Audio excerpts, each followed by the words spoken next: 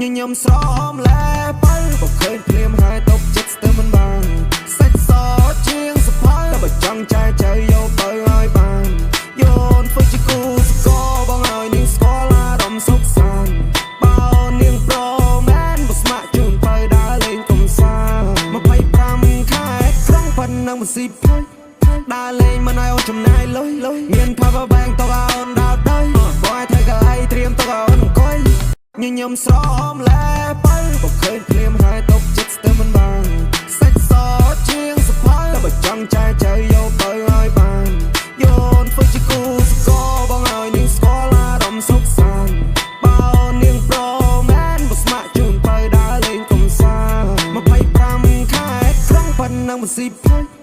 ដើរលេងមិនឲ្យអូនចំណាយលុយមាន power bank ទៅឲ្យអូនដើរទៅបងឲ្យធ្វើកៅអីត្រៀមទៅឲ្យអូនអង្គុយញញឹមស្រោមលែបើបើឃើញភ្លាមហើយតបចិត្តស្ទើរមិនបាន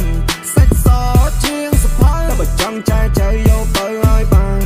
យោនធ្វើជាគូស្គរបងឲ្យនាងស្គាល់អារម្មណ៍សុខសាន្តបើនាងប្រមែនបើស្ម័គ្រជូនទៅដើរលេងកំសាន្ត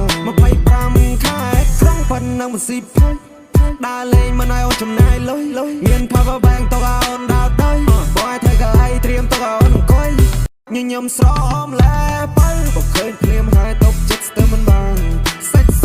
ជាងសភៅតែបើចង់ចែកចៅយកទៅឲ្យបានយោនធ្វើជាគូស្គរបងឲ្យនាងស្គាល់អារម្មណ៍សុខសាន្តបើនាងប្រមែនបើស្ម័គ្រជូនទៅដើរលេងកំសាន្ត25ខែត្រង់ប៉ុណ្ណឹងមិនស៊ីផុយ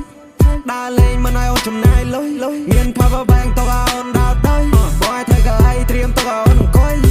ញញឹមស្រោមលែបើបើឃើញភ្លាមហើយតបចិត្តស្ទើរមិនបានសាច់ស